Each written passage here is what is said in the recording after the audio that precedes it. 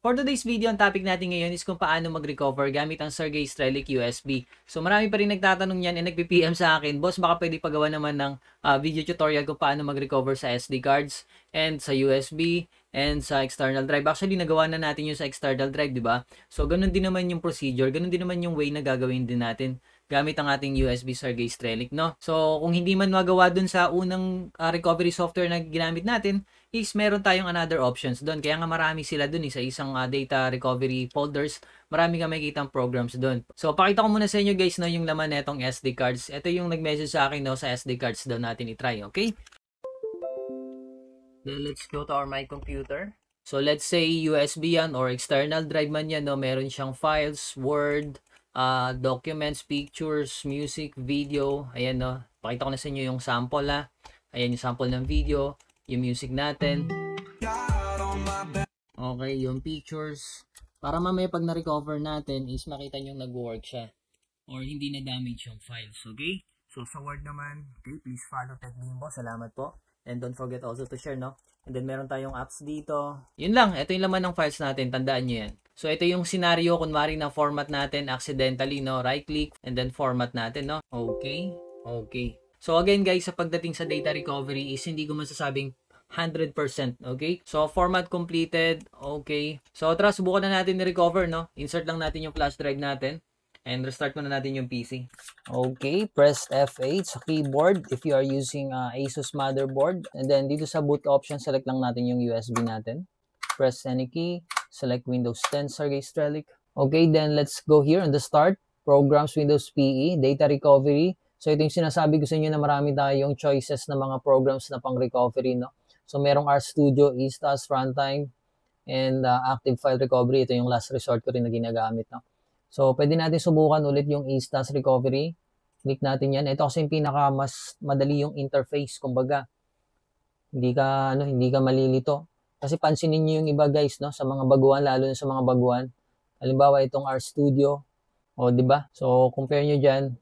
Yan, dito na yung mga drives natin agad. Ito yung advanced feature niya, yung lost partition rescue naman. Ito yung partition missing, partition cannot be opened, BitLocker partition damage. Pwede rin pala i-recover So, data cannot be opened. Yung mga hard drive na damage, guys, access denied, format recovery prompts, di ba? So, ito, pwede nyo i-try dito, di ba? Unallocated space, row disk management. Ayos, meron palang ganito, Actually, ngayon ko nga lang din na-explore, Last time na ginawa natin is dumiretso lang tayo dito, di ba? Di na natin chinek tong lost partition rescue. Ito yung tinatawag na last resort. So, wag muna natin gamitin to. Dito muna tayo sa SD card lang. Okay, search lost data. Files found 6. So, meron na siyang nakita agad, Okay, so enhance video repairing videos. So, ang dami pa niyan nire-repair, Grabe, ang dami yung ni-recover ata. Pati ata yung pinaka dating laman pa netong flash drive ni-recover niya. So, ito yung kagandahan guys, Mababasa nyo, enhanced video repairing. Kasi, may mga cases kasi na mga files, lalo na mga pagdating sa videos, pictures, pwede kasing ma-recover niya as corrupted na. Okay, kaya nire-repair niya. Diba, ang galing, no? Okay. Pati yung mga lumang-lumang siguro, ni-recover niya rin. Mga files pa niyan. Kasi galing sa Digicam yan. Alam nyo ba, bago natin finormat yan, finormat ko ulit yan ng 2 beses. Hindi ko lang pinakita sa video na to.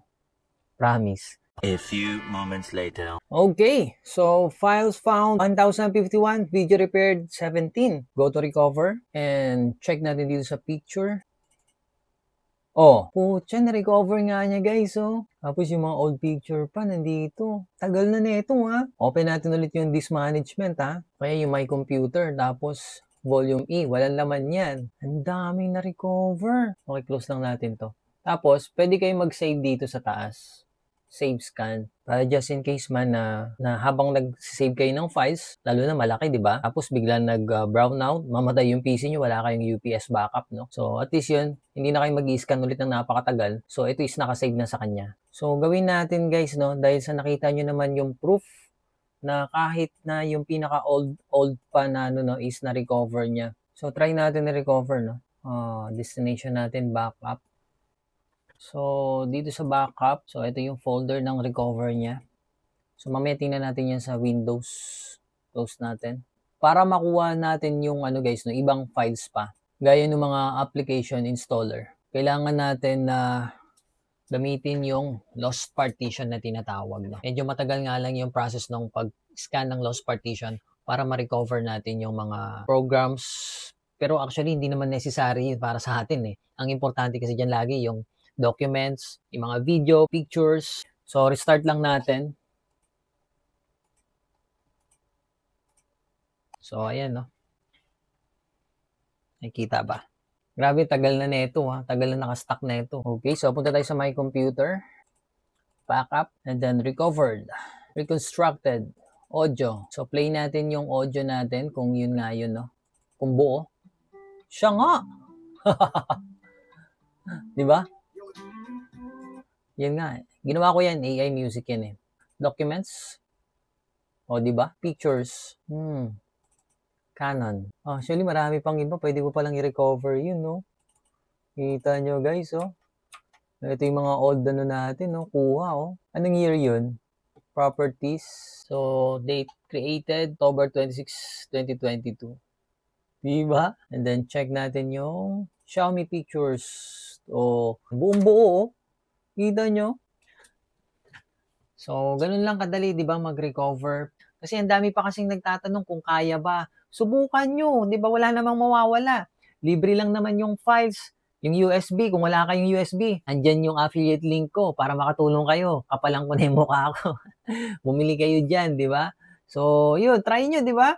Ang dali lang naman ng program. Sundan nyo na yung mga tutorials ko, di ba? Hindi talaga ako nagbebenta na may kasamang programs. So, thank you so much. Hope na may natutunan kayo. See you ulit sa next video natin, no?